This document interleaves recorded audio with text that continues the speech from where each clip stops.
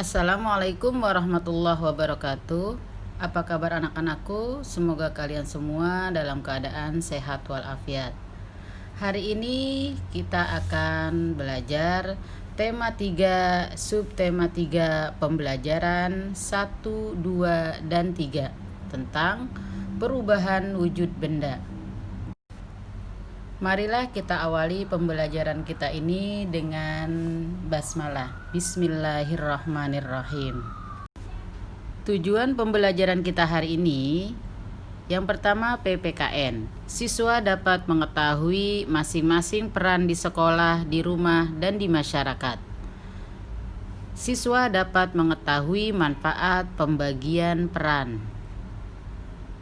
Bahasa Indonesia, siswa dapat menemukan informasi tentang perubahan wujud benda. Matematika, siswa dapat menyelesaikan permasalahan sehari-hari tentang berat benda.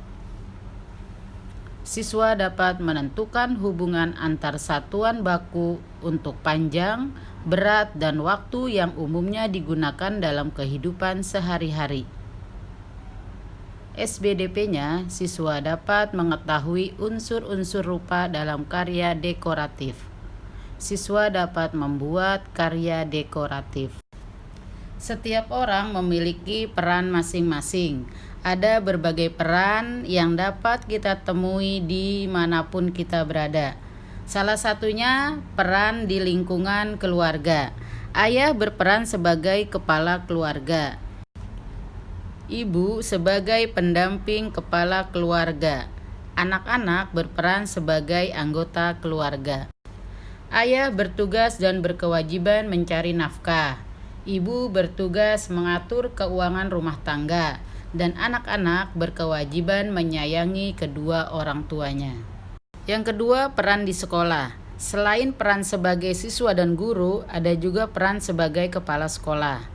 Selain itu, ada juga yang berperan sebagai petugas perpustakaan, penjaga sekolah, petugas kebersihan, dan sebagainya. Setiap peran memiliki tugas dan kewajiban masing-masing. Semua peran tersebut sebaiknya dijalankan dengan baik dan sungguh-sungguh. Perbedaan peran di sekolah saling melengkapi. Dengan demikian, kegiatan belajar dan mengajar di sekolah dapat berjalan lancar. Yang ketiga, peran di lingkungan masyarakat. Di lingkungan masyarakat, individu mempunyai peran masing-masing, seperti ketua RT, ketua RW, dan lain-lain. Manfaat pembagian peran adalah pekerjaan semakin cepat selesai. Pembagian peran dapat menghemat tenaga dan waktu. Setiap orang mempunyai tanggung jawab sesuai perannya.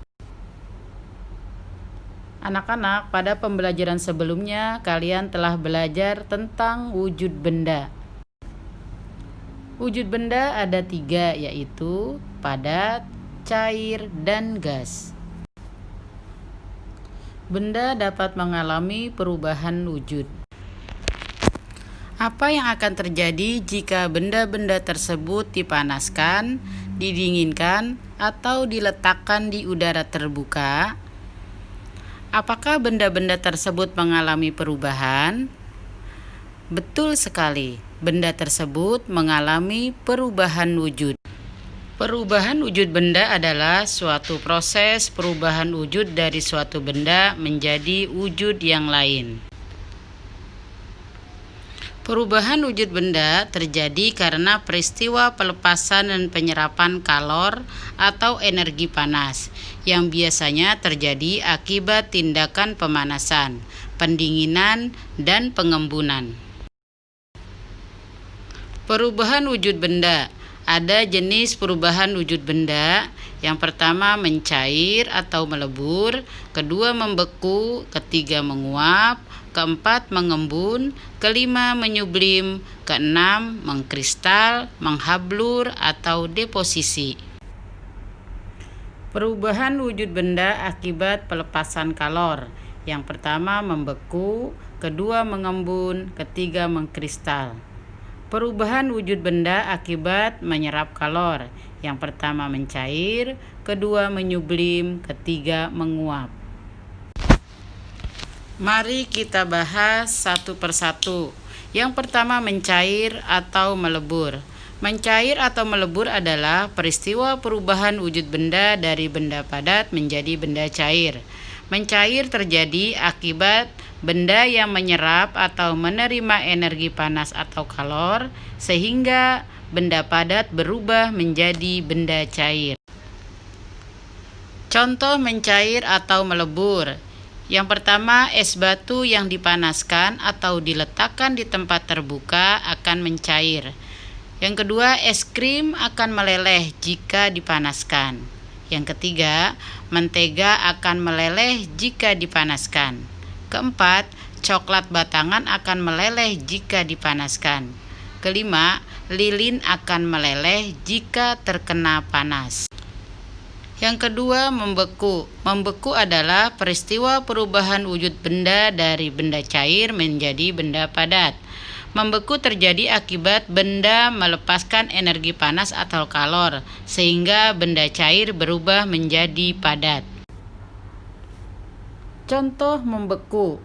Air yang dimasukkan ke dalam freezer atau pendingin akan berubah menjadi es batu. Yang kedua, lilin cair yang didinginkan akan membeku. Yang ketiga, pembuatan agar-agar. Agar-agar yang tadinya cair, lama-kelamaan akan memadat. Yang keempat, minyak goreng akan menjadi padat atau menggumpal saat udara dingin. Yang kelima, pembuatan gula Jawa. Yang ketiga, menguap. Menguap adalah peristiwa perubahan wujud benda dari benda cair menjadi benda gas. Menguap terjadi akibat benda menerima energi panas atau kalor, sehingga benda cair berubah menjadi gas. Contoh menguap. Yang pertama, menjemur baju. Baju basah yang dijemur lama-kelamaan akan mengering. Yang kedua, menjemur ikan asin. Yang ketiga, saat memasak air akan mendidih dan jumlahnya akan berkurang. Yang keempat, bensin yang dibiarkan di tempat terbuka lama-kelamaan akan habis. Yang kelima, alkohol yang diteteskan di tangan akan menguap sehingga tangan menjadi dingin. Keenam, parfum yang dibiarkan dalam botol terbuka lama-kelamaan akan berkurang.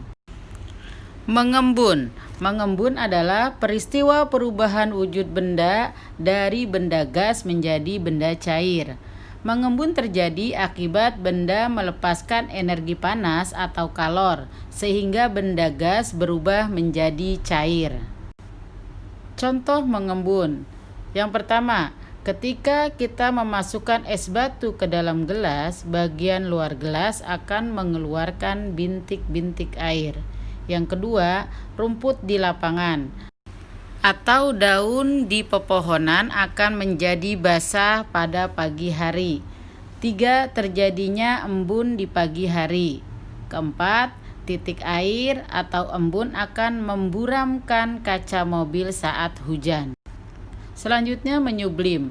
Menyublim adalah peristiwa perubahan wujud benda dari benda padat menjadi benda gas. Menyublim terjadi akibat benda menerima energi panas atau kalor, sehingga benda padat berubah menjadi gas. Contoh menyublim. Yang pertama, kapur barus atau kamper yang disimpan di dalam lemari, lama-kelamaan akan habis dan lemari pun menjadi harum. Yang kedua, perubahan dry ice atau es kering, yang merupakan karbon dioksida padat jika diletakkan di tempat terbuka akan mengeluarkan asap karbon dioksida yang terbentuk gas. Yang terakhir, mengkristal, menghablur atau deposisi. Peristiwa perubahan wujud benda dari benda gas menjadi benda padat. Mengkristal terjadi akibat benda melepas energi panas atau kalor, sehingga benda gas berubah menjadi padat. Untuk segitiga perubahan wujud benda, di sini kita tempatkan benda cair, lalu benda padat dan benda gas. Perhatikan panahnya ya teman-teman. Ketika panahnya dari cair ke padat berarti membeku, sebaliknya panah dari padat ke cair itu mencair. Lalu ada panah yang mengarah dari padat ke gas berarti menyublim. Dari gas ke padat sebaliknya itu namanya mengkristal. Lalu ada panah yang mengarah dari cair ke gas, itu namanya menguap, dan sebaliknya dari gas ke cair itu mengembun. Nah teman-teman, untuk panah berwarna kuning itu artinya berarti peristiwa itu karena diakibatkan melepaskan kalor. Untuk panah yang berwarna merah berarti peristiwa tersebut menerima atau menyerap kalor atau energi panas. Pernahkah kamu melihat lukisan? Lukisan merupakan salah satu contoh seni rupa. Seni rupa adalah hasil ekspresi manusia yang nyata dan digunakan sebagai sarana komunikasi perasaan antar manusia. Seni rupa memiliki dua unsur penting, yaitu garis dan warna. Garis merupakan unsur dasar yang menimbulkan suatu kesan simbolis terhadap orang yang melihatnya. Beberapa garis yang digabungkan akan menjadi satu dan menghasilkan sebuah bidang datar. Contoh penggabungan garis yang menjadi bidang datar yaitu segitiga, persegi, lingkaran, belah ketupat, dan persegi panjang. Segitiga merupakan gabungan dari 3 garis. Persegi merupakan gabungan dari 4 garis berukuran sama. Lingkaran merupakan pertemuan pangkal dan ujung garis lengkung yang membentuk sudut 360 derajat.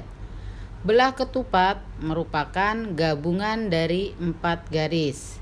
Persegi panjang merupakan gabungan dari 4 garis, yaitu 2 garis panjang dan 2 garis pendek. Selain garis, warna juga menjadi unsur penting dalam sebuah seni rupa. Warna membuat sebuah karya seni rupa menjadi lebih indah. Perpaduan warna juga membuat sebuah karya menjadi lebih nyata. Kalian dapat memberikan warna menggunakan pensil warna, krayon, atau cat air. Tahukah kamu seni rupa memiliki jenis yang beragam? Salah satu jenisnya yaitu gambar dekoratif. Pernahkah kamu menggambar dekoratif? Gambar dekoratif adalah sebuah hiasan yang digambar pada kertas gambar atau pada benda tertentu. Alat dan bahan yang digunakan untuk menggambar dekoratif antara lain pensil, kertas gambar, dan alat pewarna. Misalnya pensil warna, cat air, atau krayon. Sebuah gambar dekoratif tentunya memiliki unsur-unsur seni rupa. Ayo ingat kembali unsur seni rupa yang sudah kamu pelajari pada pembelajaran sebelumnya. Garis dan warna merupakan unsur utama yang harus dimiliki oleh sebuah gambar dekoratif. Anak-anak, pernahkah kamu mengukur lama waktu sebongkah es mencair dan berubah menjadi air seluruhnya?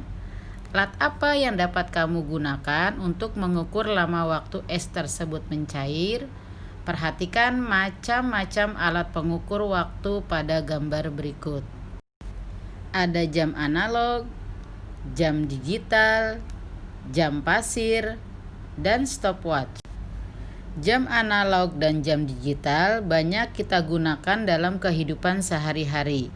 Jam digital dapat menunjukkan waktu hingga ke satuan detik.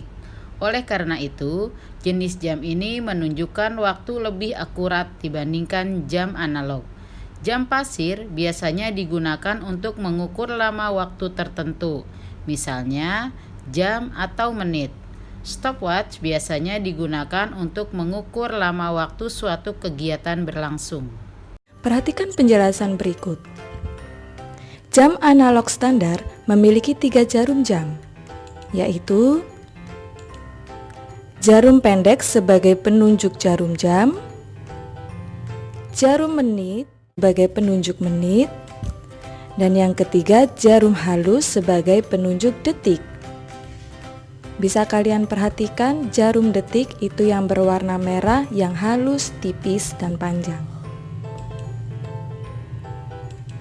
Jadi ingat ya anak-anak, jarum pendek sebagai penunjuk jam, jarum panjang sebagai penunjuk menit, dan jarum halus sebagai penunjuk detik.